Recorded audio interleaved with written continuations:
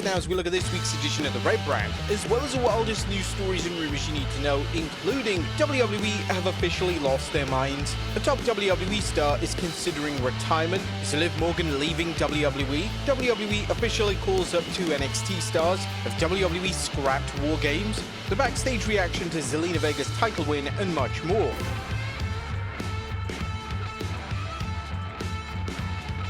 As always, we won't recap the show, but just look at the good, the bad, and the downright ugly. As always, we start off with the good. Is number 1, the future is now. A Raw kicked off with a promo segment from the new Seth Rollins stable featuring Paul Heyman and Bron Breakker. Rollins would explain that the stable represents the future, and Sami Zayn was quick to interrupt to call out Rollins' hypocrisy. Rollins would then give Zayn an ultimatum and inform him that he should seek a trade to SmackDown, or Rollins and his faction will take him out of action.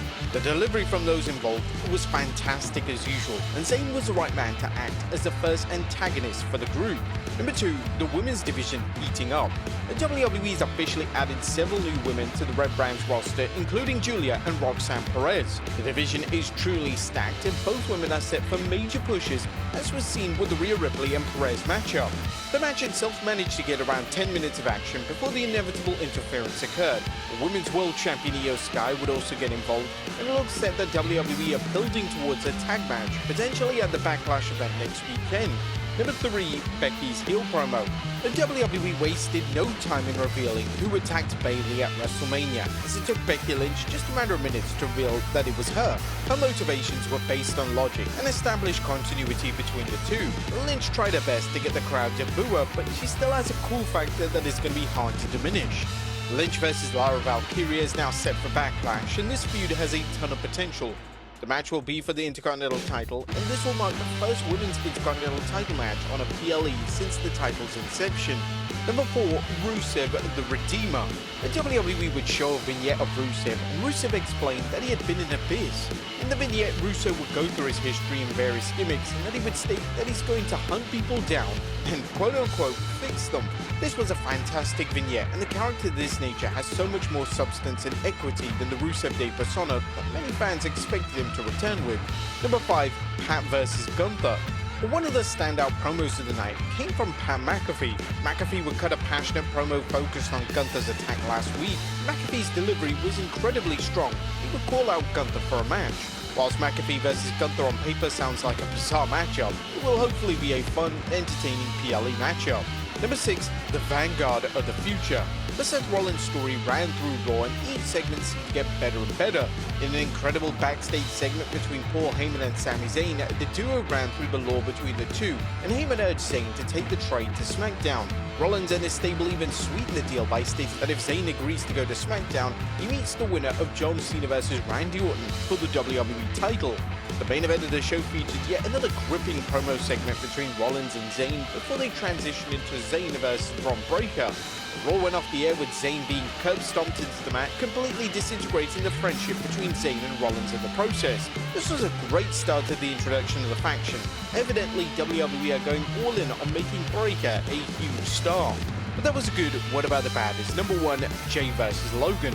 Well, as expected, WWE are building towards a Jey Uso vs Logan Paul match for the world title. Paul cut a generic heel promo on last night's Raw, and unfortunately, once again, it fell flat. Whilst Paul is fine on the microphone, the content of his promo lacks any substance. He urgently needs to work on his character. Jey's work in the promo segment was significantly better, yet Paul seemed like an odd choice for Jey's first official title defense. Number 2, cool heels. One of the themes throughout Raw last night was that virtually all the heels were cheered. Seth Rollins, Bron Breakker, and Becky Lynch all received cheers. WWE needs to look at ways to get these names booed.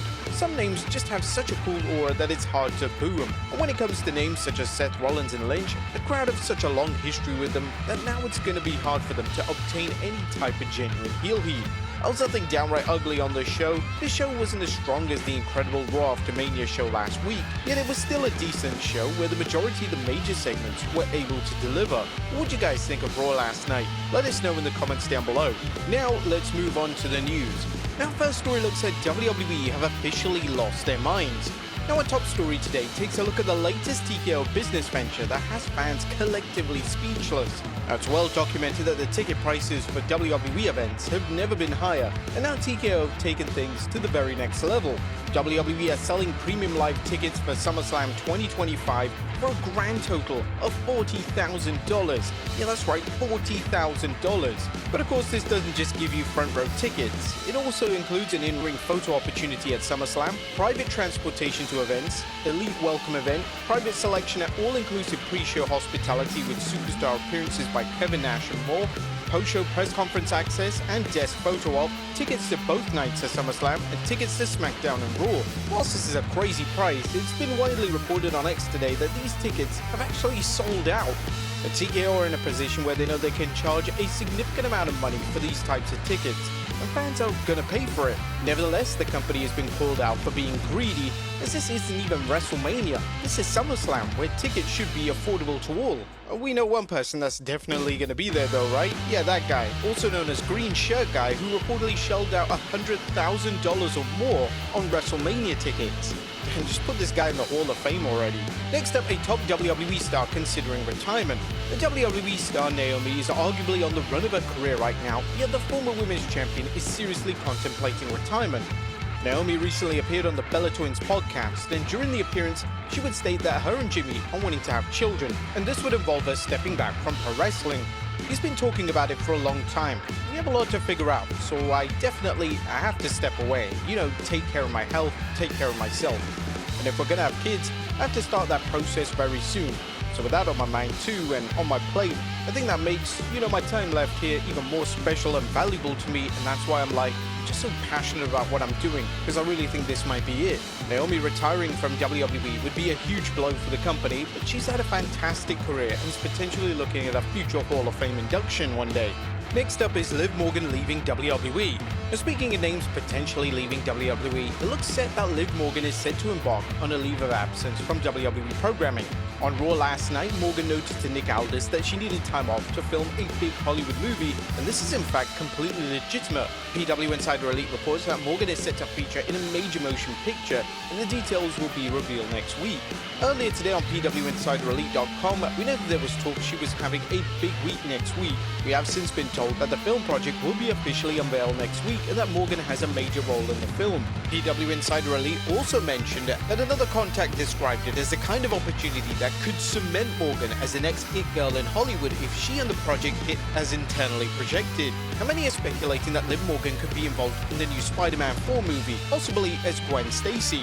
But this is huge news for Morgan, and it's great to see that WWE allowing talent to explore ventures outside of the squared circle. This was previously an issue in the old era of WWE, as unless it was a WWE Studios project, chances of a wrestler receiving approval to feature in a major movie were extremely slim. Thankfully, the new WWE regime has realized that allowing wrestlers such as Morgan to do this makes them much more valuable as an attraction, and in turn boosts their wider popularity.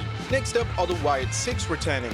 Last night's Raw featured a potential tease for the return of the Wyatt 6, as Logan Paul was walking backstage and LED graphics stand-up malfunctioned and the letters on the screen began to scatter. Fans are convinced that this is the Wyatt 6 teasing a return to television and potentially setting their sights on the Maverick of WWE.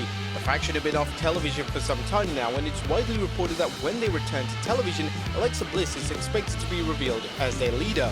At one stage, the Wyatt 6 versus the Judgment Day was on the horizon for WrestleMania 41, yet due to various reasons, including an injury to Uncle Howdy, the match was scrapped. It'll be interesting to see if WWE revisit this planned storyline or if they opt to go in a completely different direction. Next up, main roster call-ups official. As we covered in our Raw coverage, it does look like Roxanne Perez and Julia are officially Raw stars moving forward. This has now been confirmed by PW Insider Elite, as it says it appears Julia and Roxanne Perez are being called up to the Raw roster. They each wore Raw debut patches that will be used by Tops in the future trading cards, indicating that her appearances last week were indeed official debuts on the main roster. We're working to confirm that is the case, but since so many have asked, I wanted to address it. While Stephanie Vaquer continues to make appearances on the Red brand, these are likely linked to her promoting the NXT brand, as she still remains the active NXT Women's Champion. Next up, another match added at Backlash. And the 2025 Backlash PLE match card is finally taking shape. The matches now confirmed for the show include John Cena vs Randy Orton and the WWE title match, Gunther vs Pat McAfee, and Lara Valkyria vs Becky Lynch for the Women's Intercontinental title. But with Triple H opting for a 5-match format for B-level PLEs, it's likely that 2 more matches will be added. Based on Raw, these will likely be Jey Uso vs Logan Paul for the world title, and no doubt a match from the SmackDown brand. Next up, WWE scrapped WarGames.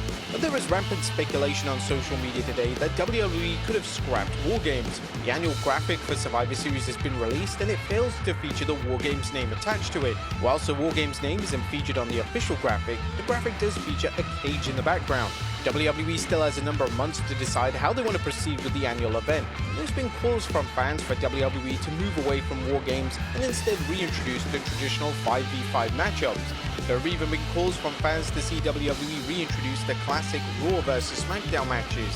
Finally, Backstage news on a huge title win.